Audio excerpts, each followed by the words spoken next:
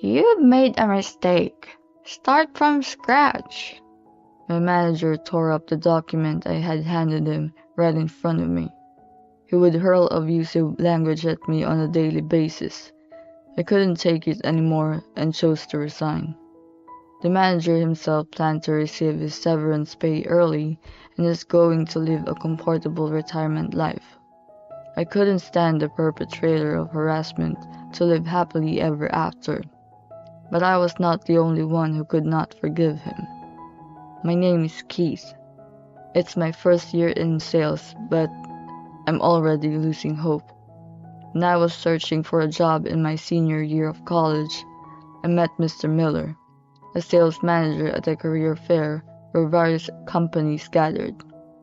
You are suited for sales because you are very assertive, he said to me. I was so happy to hear the sales manager praise that I applied for the job, and the interview process went smoothly, and in no time, I was hired. However, when I started working at the company, I found that it was a company with terrible working conditions, where long working hours were the norm.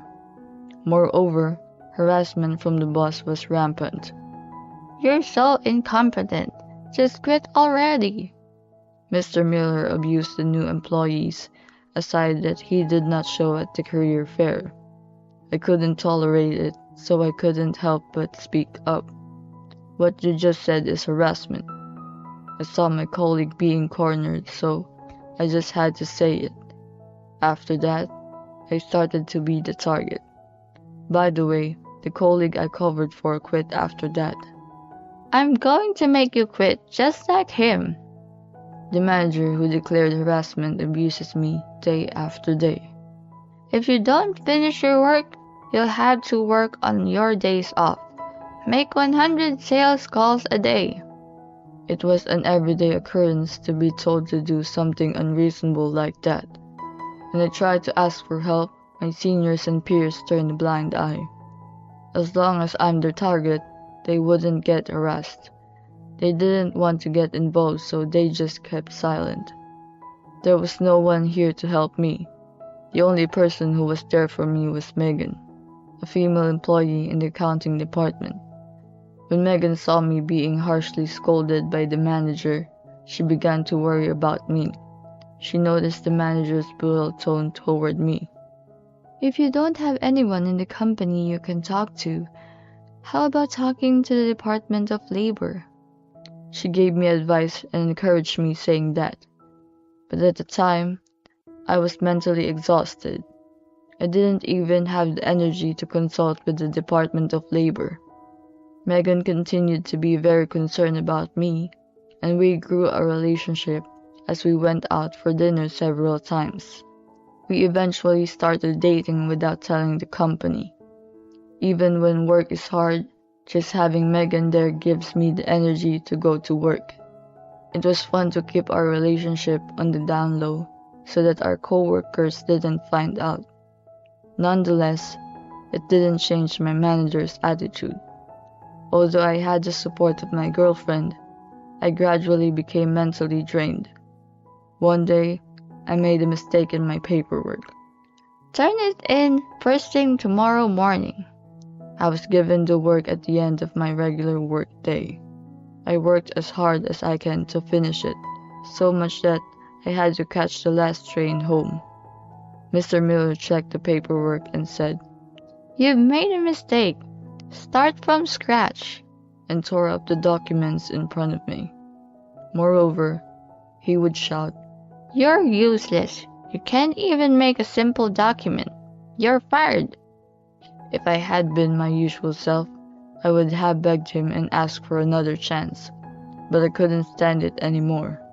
It was as if my body was telling me it was at its limit. Okay, I'll quit. My words caused a stir among the other employees, but Mr. Miller grinned and said, No company will hire somebody like you with no work history. You'll be unemployed for the rest of your life. I voluntarily resigned for personal reasons, but it was like I was backed into a corner and got fired. I was so frustrated that I cried out loud when I got home. I told my parents how I ended up quitting my job. They were furious with Mr. Miller. "I get a job, so you should come back." My father wanted me to go back to my hometown and get a job there. I had come to the city after college for my job. The career fair where I met Mr. Miller was local college students. I was happy and grateful for my father's offer, but I had Megan to think about. Couldn't come up with an answer on my own, so I decided to ask Megan for advice.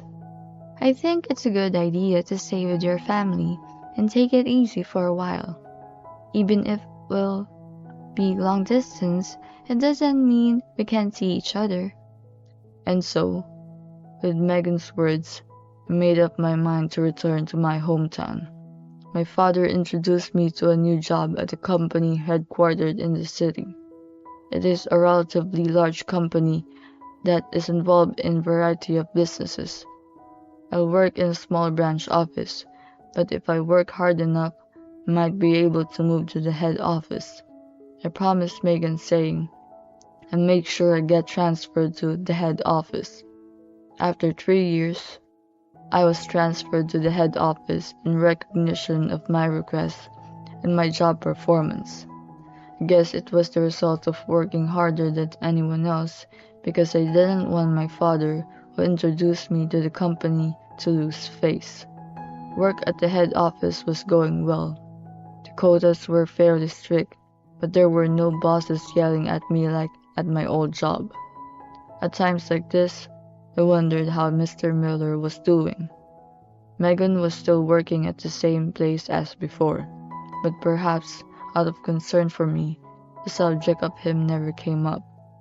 Is he still as he was? I asked Megan while we were having dinner together. After you quit, another employee became a target, and he ended up quitting too.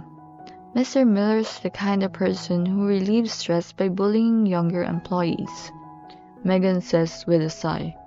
When Megan found out about the harassment, she talked to her boss, the head of the accounting department.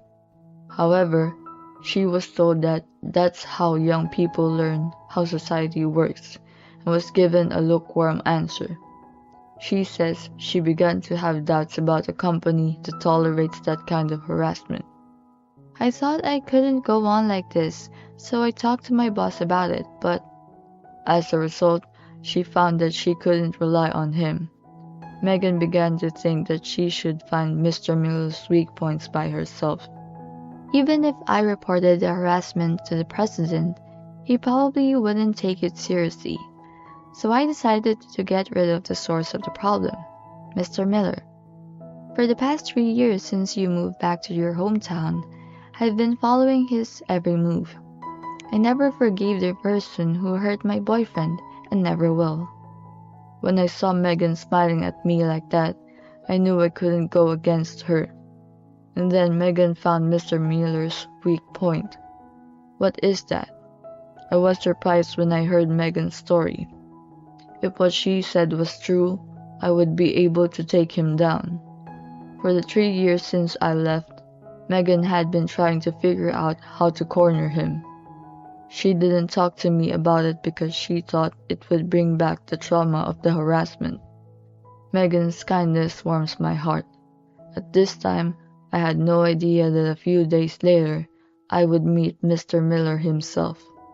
I was having a meeting with a senior co-worker in the lobby of the head office when I saw a familiar face. I excused myself to walk up to the man I recognized.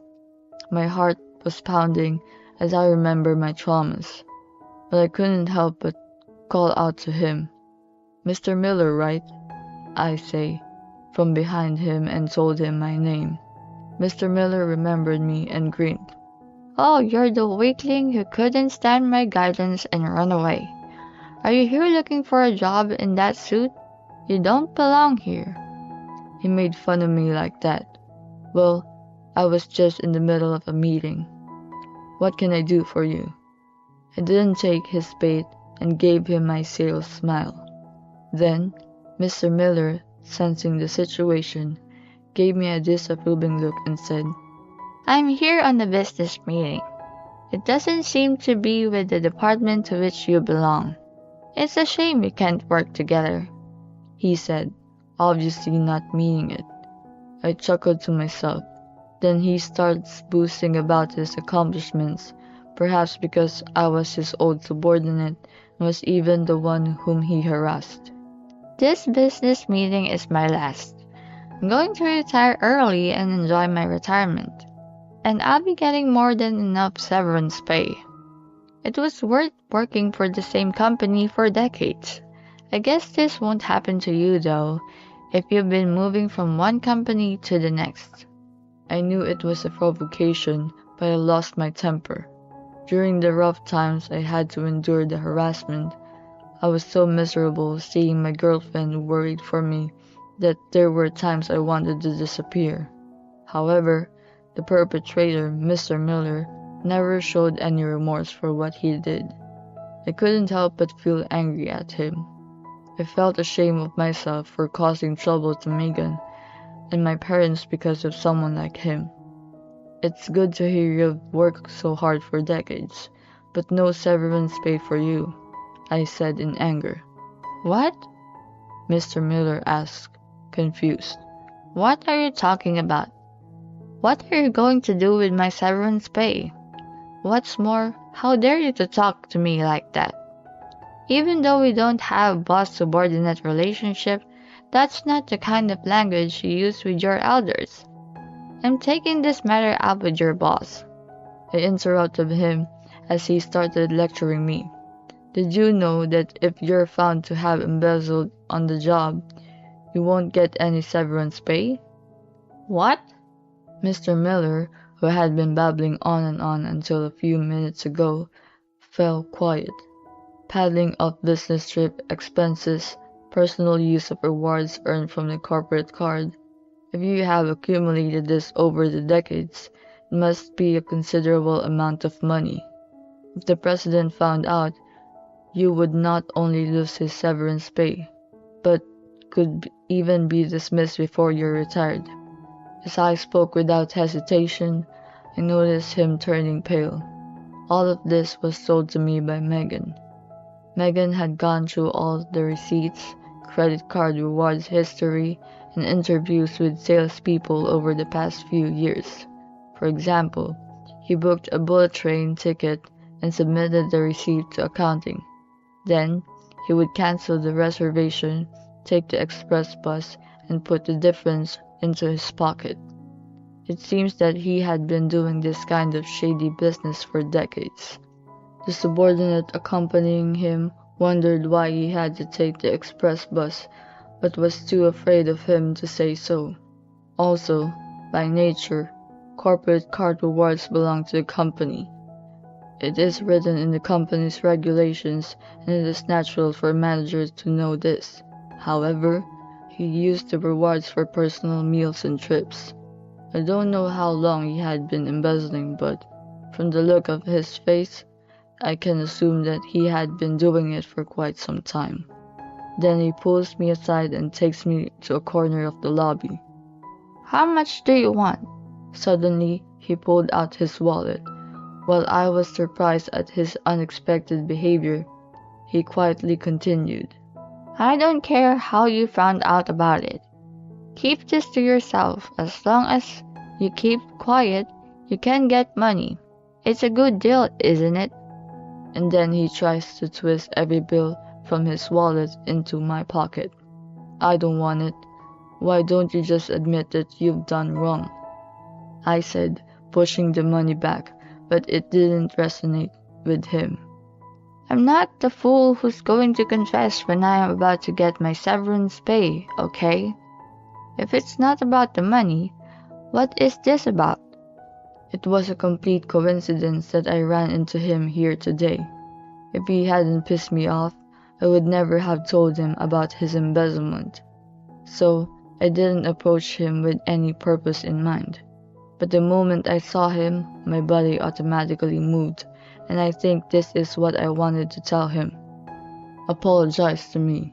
Your harassment made me mentally ill, so I wanted you to apologize to me here, with sincerity, and swear to me that you will never harass anybody again." I'm sure he is very reluctant to apologize to someone of a lower rank, a former subordinate. But he seemed to realize that if he didn't apologize, I would expose his embezzlement. He glared at me and clenched his fist. Then he straightened his posture and bowed his head at the right angle. "I am very sorry that my behavior made you feel uncomfortable. I will never do anything that could be perceived as harassment again." As one would expect from a sales manager, his apology was perfect. He must have been doing this to his clients for decades. I thought to myself as he said this with such grace that I felt moved. However, I said to him, "The embezzlement has nothing to do with the harassment. I'm sure the accounting staff must have reported it to the president by now." "What? You deceived me." The angry manager stormed at me. He looks as if he's about to punch me in the face. At that moment, his phone rings. From the way he talked, I knew it was the president of the company. He must have been told to return to the office immediately. "I've been out of the loop for so many years. Why now?" Mr. Miller buried his head in his hands.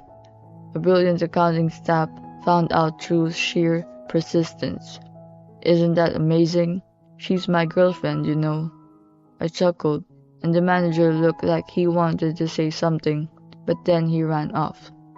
I left the meeting in the middle, so I apologized to my senior and told him what had happened. He advised me to sue him now if I had any evidence of the harassment. I had plenty of evidence. Emails containing abusive comments from Mr. Miller and the diary I kept every day. At the time, I was too weak to do anything and cried myself to sleep, but now I have the energy to fight against him. I decided to file a lawsuit and demand compensation. In the evening, I got a call from Megan, who was working overtime. Megan had been present at the meeting to talk with the president and Mr. Miller, as the person who had found the embezzlement. At first, he flat out denied it. He said that a former employee who had a grudge against him had used his girlfriend to make up the story. But when I confronted him with the evidence, he cried and got down on his knees to the president. The president was furious with him for taking advantage of his position and betraying the company for so many years. He told the general manager that he would proceed with the dismissal on the spot.